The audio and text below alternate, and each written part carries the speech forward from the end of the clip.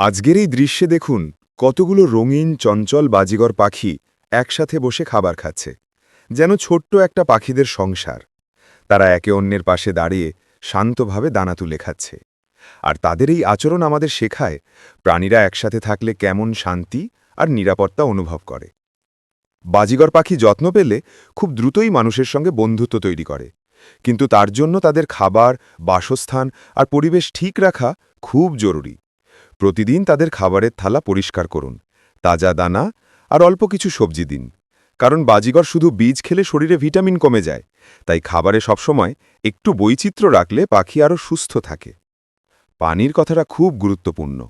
প্রতিদিন পরিষ্কার পানি দিলে পাখিরা অনেক চঞ্চল আর এনার্জেটিক থাকে। আর খাঁচার কথা, খাঁচাটা যেন ছোট না হয়, কারণ বাজিগর খুব খেলাধুলা করতে ভালোবাসে। তাদের ডানা নাড়তে, লাফাতে, উড়তে নামতে পর্যাপ্ত জায়গা দরকার।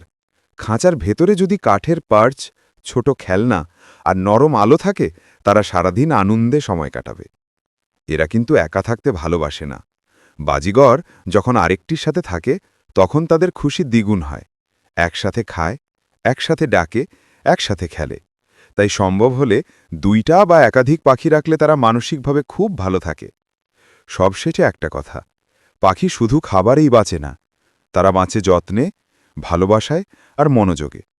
আপনি যদি প্রতিদিন একটু সময় দেন, একটু কথা বলেন, একটু আদর দেখান, তাহলে আপনার বাজিগরগুলোর চোখে সেই আনন্দ, সেই বিশ্বাস আপনি দেখতে পাবেন।